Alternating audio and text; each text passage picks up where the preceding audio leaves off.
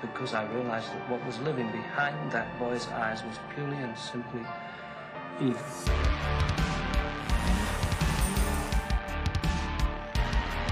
Thought the game was over, but it's only just begun.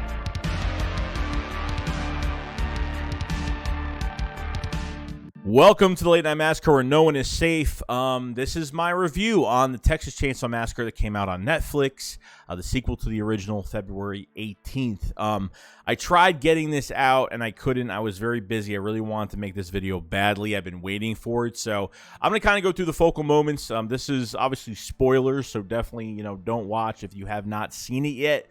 But I have to say, if you're into Leatherface, you're into the bloodbath, and you're into the kills, this is the movie for you, okay? And I think these kills were fantastic in this movie. I think when you're a big fan of Leatherface and you're a fanboy as much as I am, you look forward to what Leatherface is going to do to human beings, and that's what it's all about. So when it comes down to this film, okay, when it comes down to dialogue, when it comes down to characters, character progression, I should say, it didn't hit me well. It really didn't. Now, there's a lot of actors and actresses I have no idea who they are. Never seen them. And that's probably a good thing, because it's nice to see new faces, to see what they bring to the table in some of these new films that they're trying to revive.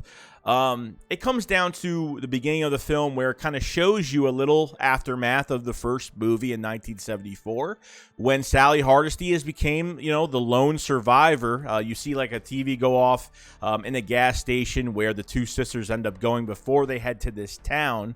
And the cops took out all the bodies, and it looks like Leatherface has not been found, and he is still on the run. So these two sisters, Dante, and pretty much the rest of these friends go to this town. I forgot if it's called Harlow, I think it's called. Don't get me wrong if I didn't know the name of the town. But the town is completely dead, wiped out. There's nobody around, and they're trying to create this new community. They want to bring this town back to life, and they actually want to live there, which is kind of crazy. Now, the whole sequence of the kids going there and I just really wasn't a big fan of it whatsoever. The whole sequence, I wasn't really a big fan, but it is what it is. I gave it a shot. And then, they go into this orphanage house inside this town that was run by this old woman that lived there, not by herself, but, she was on oxygen, and Dante pretty much tried to throw her out. And it looked like, that's been her home for years. And you see somebody at the top of the stairs look down, and you don't see his face, and you're getting the feeling that this is going to be Leatherface. Which is kind of crazy. But all else is short from that. The cops kind of take her out of there. She throws up. She starts having a mini heart attack. They put her in the back of a van. Leatherface goes in the back of the van. And then Dante's girlfriend goes in the front seat. I don't know why she went with the cops. I don't even know why she went with them. It wasn't any of her business, so I don't know why she went there. So fast forwarding through all of that, Leatherface is pretty much staring through the back window of the van at all the rest of the kids, like he's going to get some revenge later on. So fast forwarding from that, the woman is dying in the back. Leatherface is holding her, and she ends up dying. And then pretty much they crash the van. He breaks off the guy's wrist and then uses his wrist bones to stab himself in the neck, which is kind of crazy. So these kills were pretty damn fantastic, I have to say. Kills the driver. Then they crash. The blonde wakes up. The cops are dead. She's in the front of the van, and Leatherface is literally cutting the face off of the old woman that ended up dying, that took care of him. So he wanted to wear her face. So, ends up stabbing the girl, the blonde, Dante's girlfriend in the front seat. And then he starts walking towards back to the town. And kind of fast forward everything from there. They get into the one of the sisters wants to leave, the other one wants to stay, and then they both figured they want to leave because bad things seem to be happening. And they kind of stumble inside that orphanage house. Now, the original house is not in this movie, which I'll talk about later, but they stumble into Leatherface's house, and, Dante gets pretty much whacked in the face with a cleaver, and then you find out later that his whole side of his lip to being just sliced, a chunk of meat just coming out of the side of his face. It was so good. Like, just the effects of just the practical stuff was just so good in this film. And, she's hiding, one of the sisters, she's hiding upstairs under Leatherface's bed in the room, and he takes out the chainsaw, gets it out of the wall where it's been sitting there, probably hiding it from the police, the cops, stuff like that, because at this point, the cops don't know what Leatherface looks like under the mask, especially after all this time, because this is an older Leatherface. This Leatherface is, in his late 60s, early 70s? It's an older Leatherface, so we could definitely see that. Then finally, all else is said and done, the sister escapes from upstairs. She runs outside. The other sister meets up, and they get into this bus where everyone came on. Now, they didn't have the keys to the van. There's this mechanic that was in there, and I forgot to mention this mechanic that's working on a car, and he was supposed to help Dante actually paid this guy to build the rest of this town and to fix everything up. Okay, but this, I don't know what his character was. It kind of made no sense to me. He ended up going inside Leatherface's house. He gets killed. He gets stabbed by glass, and then he gets his head hammered in on the ground multiple times, which I thought that was cool. And his head started changing shape because of how hard he was hitting his head into the ground. So they literally get the keys. He had the keys on him. So the sister takes the keys. She gets outside and puts it in the van. And Leatherface is pretty much right outside in the rain with his chainsaw and pretty much chainsaws the wheels, or he stops the van, stops the bus in some way. So all these kids are partying on the bus. They're drinking. It's raining outside.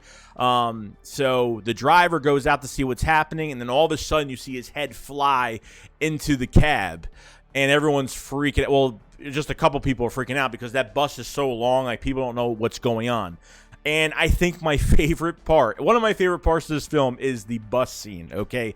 Now, the bus scene was fantastic, okay? He gets on the bus, and everyone's holding their phones up and thinking it's like a big joke, and they're saying, do something and you're canceled, bro. And he revs his chainsaw, and I swear to God, guys, the nightmare. I mean, this is probably the best Leatherface moment I've ever seen on film of pure bloodbath, carnage, no escape. You're getting killed. He killed, I don't know how many people in that bus with the chainsaw. People are banging on the window. There's blood everywhere. He's chainsawing everybody. I mean, it was so crazy. I mean, it was nuts. I mean, this scene was probably one of my favorite ever Leatherface moments, and I probably topped that over a lot more. But I got to say, it was really, really good. Sally Hardesty, obviously earlier in the movie, finds out that Leatherface is still alive. Somebody calls her, and she is ready to, after 50 years, go fight him. So it looks like she came back, and she picked up the kids after everyone was murdered on the bus, and she said to stay in the truck. I don't know why they just didn't run. They didn't just drive away. I don't get it. But Sally Hardesty, she just wanted to do this. She did. So she goes inside Leatherface's that little, the house, the orphanage house, sees him in his bed just sitting there, and she's pretty much telling him, like, you remember me. You remember what you did to my friends. And Leatherface is not there to kill Sally Hardesty right in the beginning. He's just going after the ones that, as he thought, killed that old woman that took care of him, that died in the van, because that's really all he cared about that moment. So Sally Hardesty points the shotgun at him, and he just walks right by her with the chainsaw and doesn't say a word because he's not after her. So he's chasing the kids. Sally Hardesty gets in the way again, and she shoots him, I think, once, and then he runs away, and she's just like, I loved her character, but unfortunately, Leatherface kind of runs away into an alleyway. She's in the middle of the road with a shotgun, and you hear like these steps getting faster and faster out of the darkness, and it's Leatherface revving up the chainsaw and finally gets to her, and she points the shotgun at his head. He's holding the shotgun, and then he pretty much puts the chainsaw right through her chest. through her stomach, I should say, and then lifts her up off the ground. Probably one of my favorite scenes in that movie as well. And just revs the chainsaw, and she's just like, she's just getting all messed up, and she's dead. I mean, she's dead. You would think she was dead, right? He throws her off the chainsaw. She lands into like this all these garbage bags. She's just laying on the ground, and then the kids decide to not. They have the keys in the car. They're ready to drive away, and they're trying to run him over. He throws his chainsaw at the window. They crash the car inside one of the houses in town, and the final stage to this film is on. Sally Hardesty is near the younger sister, and she's still alive. And she's like, fear no evil. And she passes her the shotgun and gives her like a couple bullets. So the younger sister, goes into this, I don't know if it's a movie theater or it's like I don't know what place that is. I need everyone to, let me know what that place they went into. I don't even know what it was. And, there's a chainsaw sitting in like one spot, and it's on, and she goes to it, and it was a trap, and Leatherface tackles her into the water. And then she gets out of the water. He gets back up. The older sister comes to the rescue with the shotgun, picks up the shotgun, or no, the chainsaw, I should say. And she goes in front of Leatherface, and she kind of puts the chainsaw up and hits him in the chin. He falls into the water. And then that's pretty much it. You think she's dead. He's dead, and, he got shot 3 times on top of it, which, Leatherface is a human being, so I don't know how he's not dead from those 3 shotgun shots, but it is what it is. But I got to tell you, that ending, so after all said and done, bright sky, beautiful out, they get into their expensive car. They put the car on autopilot, okay? They put the car on autopilot, and the sister tells the other sister and says, hey, I think we should live together, blah, blah, blah. Okay, because their relationship has not been good whatsoever. So they put the car on autopilot. I'm talking 1.5 miles per hour. They're moving. Like, after all that, you're not just going to drive out of there. You're just going to put on autopilot, sit back, and just, relax, smell the coffee, and hopefully get some breakfast. I mean, I don't know what they were doing. And then the second part to this is he breaks the window. And I knew somebody was going to die here. I just knew it because it was such a happy moment, and they were just sitting in the car, and Leatherface takes the older sister out of the car, drags her to the middle of the road. While the car's still moving, the sunroof is open. The younger sister gets on top of the sunroof, and she's like, no, Melody. And she's yelling, and she gets her head cut off. I mean, I thought that was fantastic. I think this was my favorite scene because this was kind of like, don't come back here again, otherwise this is going to happen to you, and I'm back. And you see Leatherface holding her head, and he's kind of dancing a little bit with both his feet going up and down, which I thought was such like a cringy, such like a, I don't know, it was such a good moment. Like, it made me feel good. Like, it made me feel like, man, he's a badass. Like, don't come back here, otherwise this is going to happen to you. Now I took away I think this is the perfect line. Taking away somebody you love. You took away somebody I love that took care of me, and that old woman. Now I'm going to take care of somebody you love. Now I'm going to kill somebody you love and see how you like it. And I think that's what he did in this scene, which was fantastic. And then obviously the classic moment, which I absolutely loved, was him holding actually the sister's head, and the same time holding the chainsaw with 2 hands, and literally is doing his chainsaw dance like he did in the original film, which I absolutely loved. So, guys, I loved it. There is a post-credit scene, okay? They did show Leatherface walking back to the original 1974 house, which is kind of crazy, okay? That I really did like. So there could be a moment where there could be some things to explore in a second movie. And you know what? I'm down for it. Okay, now I gave this movie a 7.5 out of 10. I did not hate this movie at all. I already watched it 2 more times. Okay, when it comes down to it, it came down to characters, dialogue. The script was horrible for this film. Okay, and trust me, there's a lot of films out there. All the Friday the 13th films, Horrible scripts.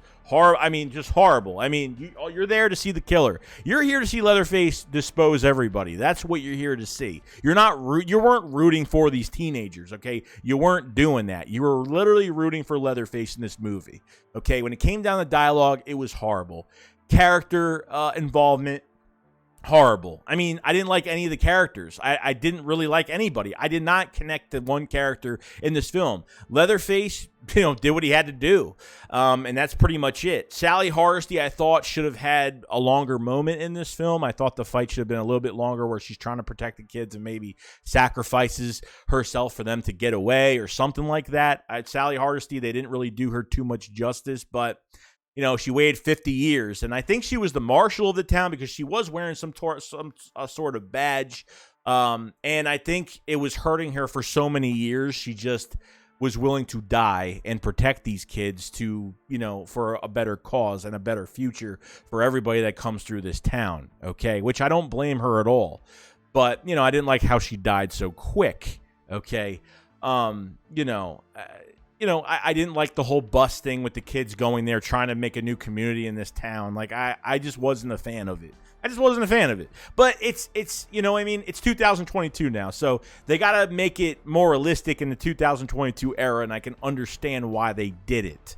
Okay, so there's a lot they could do for the next film. I'm not going to get into all that because that's another video. But I got to say, like, 7.5 out of 10, I think, is perfect. And look, I will watch this film, and I loved it, and I don't even care if I don't like the characters. I'll watch this film over and over again because Leatherface is just badass in this film. And that's pretty much it. The 7.5 out of 10 is really just based upon the other characters and the script, which was horrible. When it came down to Leatherface, the bloodbath, his movements, the kills, they were A+ on all occasions. I thought they did Leatherface really, really well. I loved how he looked.